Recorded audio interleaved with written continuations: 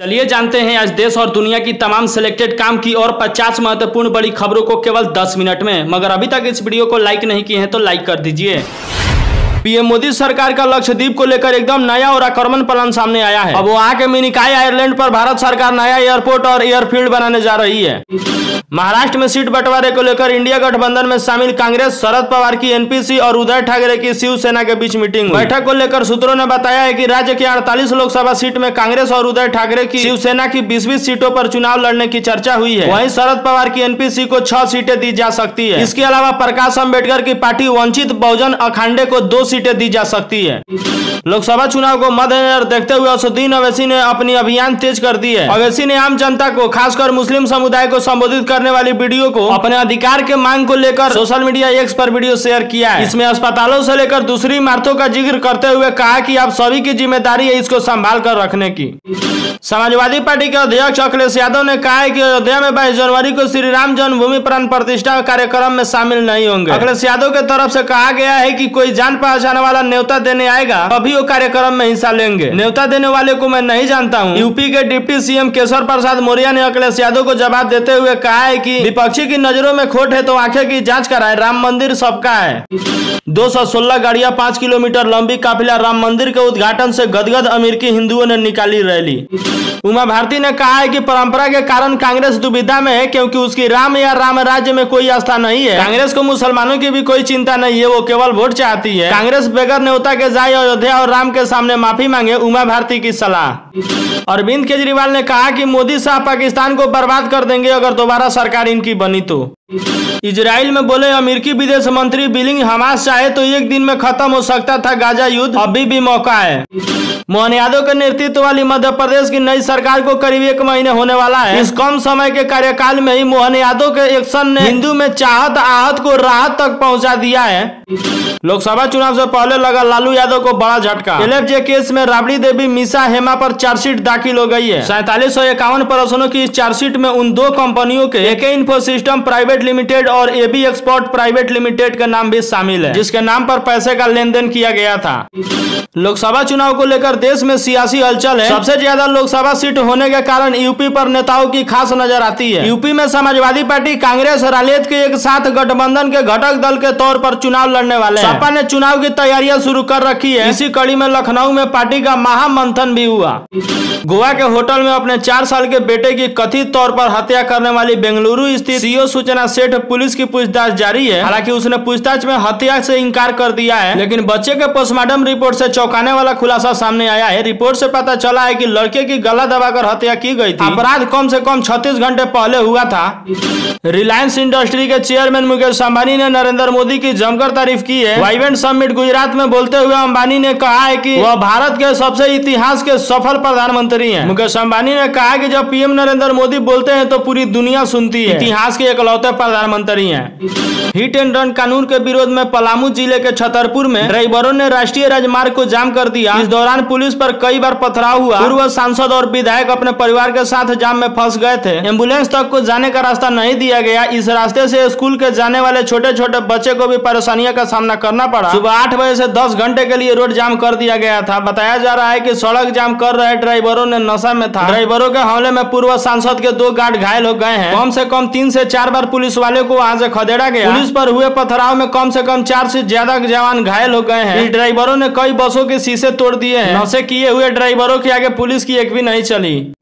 22 जनवरी को यूपी में school college रहेंगे बंद, नहीं खुलेंगे शराब की दुकानें, योगी सरकार ने जारी किया निर्देश। बांग्लादेश में चुनाव संपन्न हो चुका है। सत्तारूढ़ आवामी लीग की भारी जीत के साथ हसीना लगातार 4थी बार प्रधानमंत्री बन चुकी हैं। शानदार जीत के बाद शेख हसीना ने भारत के साथ घनिष्ठ संबंधों को याद किया। उन्होंने भारत को भरोसेमंद दोस्त बताया। तो वहीं बांग्लादेश के विदेश मंत्री डॉक्टर अब्दुल AK मोमन ने इस बीच भारत को भरोसा दिलाया कि उनका देश चीन के चाल में कभी नहीं फंसेगा और कभी घुटना नहीं टेकेगा।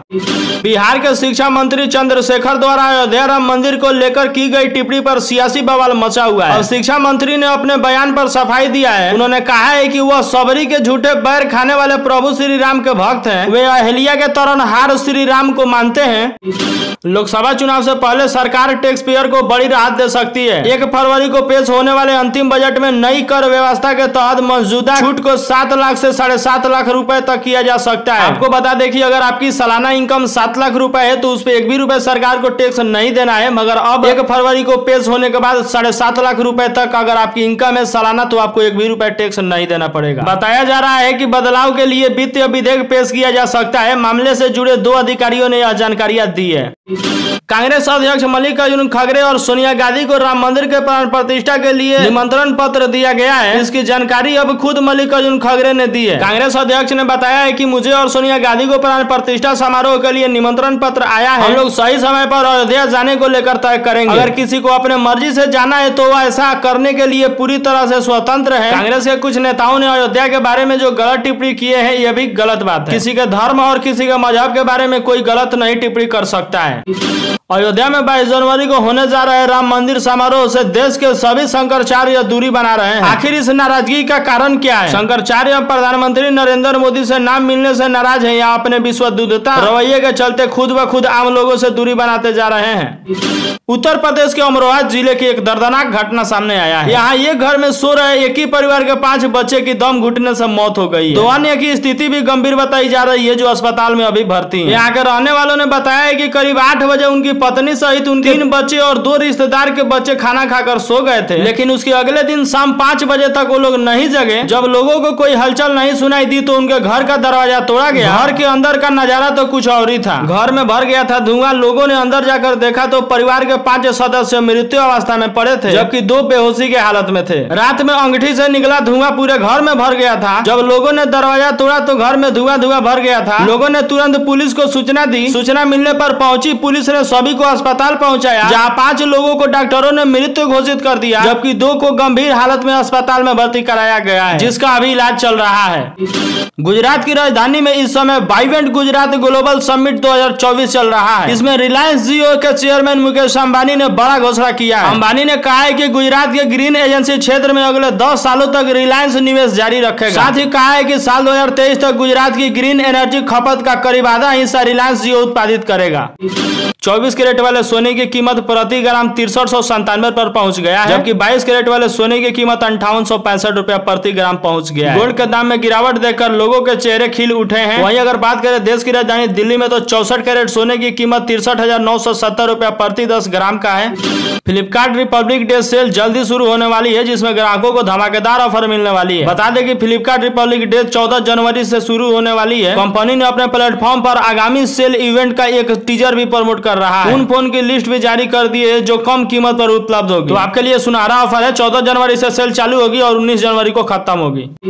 कांग्रेस नेता कार्तिक चिदम्बरम ने टीवी चैनल से बातचीत में कहा कि आज के प्रोपेगेंडा मशीन को देखते हुए लगता है कि प्रधानमंत्री नरेंद्र मोदी का मुकाबला करने वाला कोई है ही नहीं। और उन्होंने राहुल गांधी की संभावनाओं को मुश्किल भी बताया था। राहुल गांधी के नाम पर ऐसा बोलकर फंस गए कार्तिक चिदम्बरम। कांग्रेस ने भेजा नोटिस। सिर्फ 12 दिन बाद अयोध्या में प्राण प्रतिष्ठा का कार्यक्रम होने वाला है और दूसरी तरफ गुजरात में यूएई के राष्ट्रपति शेख मोहम्मद बिन जायद के साथ प्रधानमंत्री नरेंद्र मोदी ने रोड शो किया। पीएम मोदी और यूएई के राष्ट्रपति के साथ आई तस्वीर इस बात की मिसाल है कि पीएम मोदी जितने हिंदुओं के हैं उतने ही मुसलमानों के भी हैं। कांग्रेस की भारत जोड़ो नया यात्रा मणिपुर से ही चालू होगी। यात्रा की शुरुआत इम्फाल से की जाएगी। कांग्रेस पार्टी की ओर से यह बात साफ की गई है। साथ ही बताया गया है कि इम्फाल के पैदल ग्राउंड के लिए उन लोगों को अनुमति नहीं दी गई है। ऐसा इसलिए क्योंकि स्थानीय सरकार उनकी यात्रा से डर गई है। हालांकि वे कांग्रेसी लोग किसी भी सूरत में इस यात्रा को रुकने या थमने नहीं देंगे। वे हर हाल में इस यात्रा को निकालेंगे और उसका आगाज हिंसा की आगोश में आए नॉर्थ ईस्ट के सूबों से किया जाएगा। मुख्यमंत्री मोहन यादव ने एक क्लिक में 1.29 करोड़ लाडली बहनों के खाते में 1576.61 करोड़ रुपए ट्रांसफर किए। मोहन यादव सरकार में यह पहला बार जबकि इस योजना के तहत 8वां मौका मिला है जब लाडली बहनों के खाते में पैसा गया है। समाजवादी पार्टी के अध्यक्ष अखिलेश यादव ने बहुजन समाज पार्टी के अध्यक्ष अध्यक्ष मायावती को लेकर अपनी सुर बदल ली है। उन्होंने सपा के हालिया बैठक में पार्टी विधायकों को पूर्व सीएम मायावती पर बयानबाजी करने से बचने के लिए नसीहत दी है। गुजरात में बड़ा ऐलान कर गए गौतम अडानी, हर घंटे खर्च करेंगे 5 करोड़ रुपए। चलिए, सहारा निवेशकों के लिए बहुत बड़ी खुशखबरी सामने आ गई। सहारा कंपनी द्वारा तय समय पर मैच्योरिटी राशि न देने पर उपभोक्ता आयोग ने निदेश को मैच्योरिटी राशि के साथ 9% ब्याज के साथ देने का आदेश जारी किया है। इसके साथ आयोग ने महिला को परेशानी होने पर 1 लाख रुपए का मुआवजा देने का भी आदेश दिया है। यह आदेश जिला के उपभोक्ता विवाद निवारण आयोग के अध्यक्ष संजय जिंदल ने दिया है। गुड़गांव के निवासी उमन कटियारा ने अपने याचिका में बताया कि उन्होंने 2016 में एक एजेंट के कहने पर सहारा कंपनी में 6.78 लाख रुपए कई बार में डाले थे।